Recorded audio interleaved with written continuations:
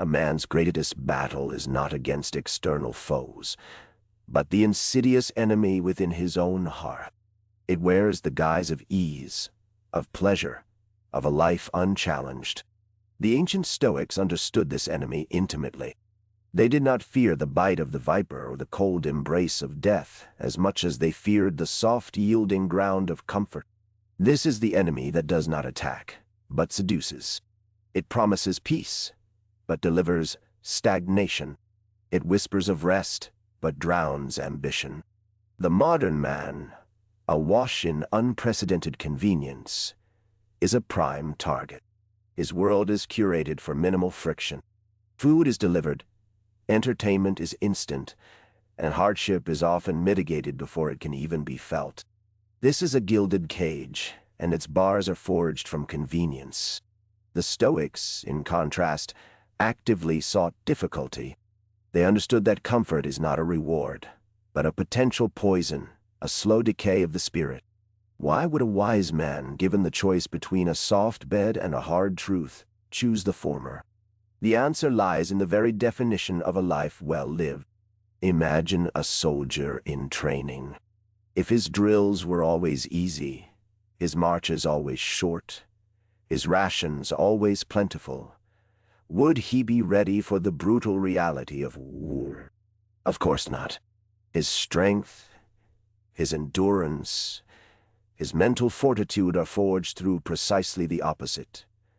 Exertion, deprivation, and the constant push against perceived limits.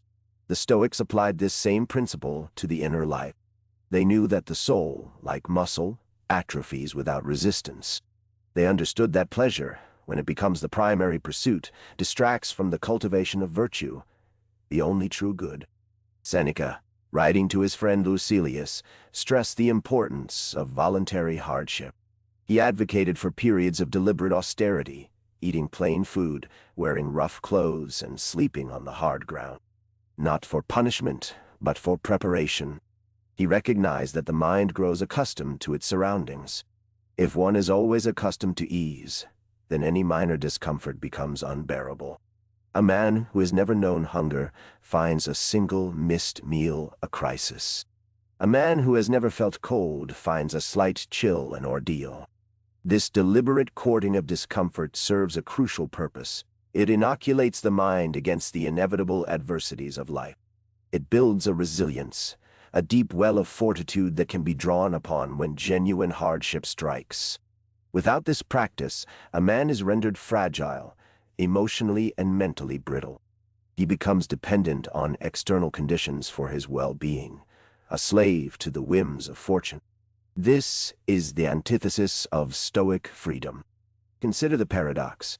We are conditioned to believe that comfort is the ultimate goal, the prize at the end of a hard day's work. We chase it, we hoard it, we defend it. Yet, the Stoics saw this pursuit as a trap. Comfort breeds complacency. Complacency breeds weakness. Weakness breeds misery when the inevitable storms of life arrive, and they always arrive. A man who has only ever known fair weather will be utterly undone by the first hurricane. What is the alternative? Not a life of constant suffering, but a life of age-chosen challenge.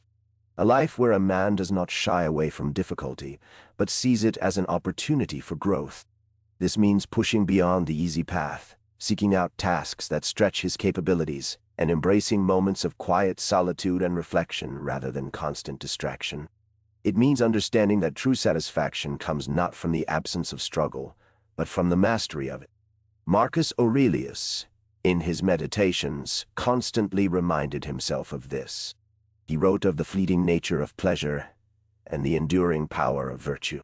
He understood that the external world is unpredictable and often harsh. Therefore, the only true security lies in cultivating an inner citadel, a fortress of character impervious to the external world's storms. This citadel is built not with soft bricks of ease, but with the hard stone of discipline and the mortar of self-mastery. When a man avoids difficulty, he is essentially telling himself he is not strong enough to handle it. He is reinforcing a narrative of weakness. This is a self-fulfilling prophecy.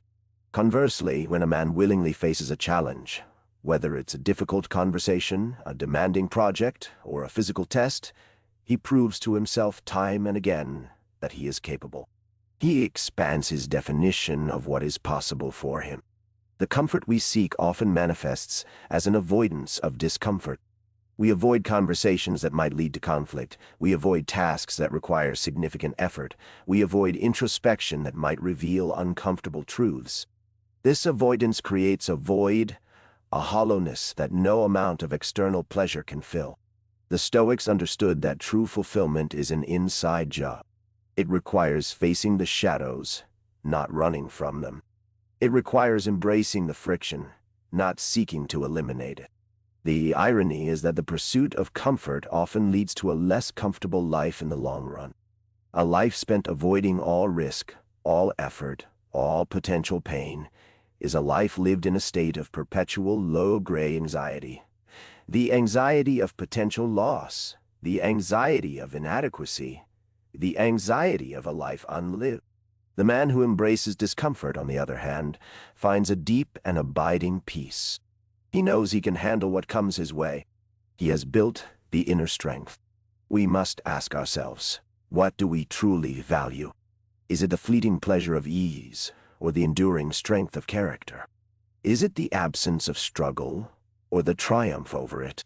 The Stoics offered a clear answer. They understood that the path to a meaningful life is not paved with soft cushions, but with the rough stones of adversity. They feared comfort because they knew it was a gilded path leading away from true strength and purpose. So, the next time comfort calls, recognize its seductive danger. See it not as a reward, but as a test. Ask yourself if the easy path is truly the path of a man. Is it building you up, or breaking you down? Remember the soldier in training, the philosopher seeking truth amidst hardship. Their strength was not a gift. It was earned.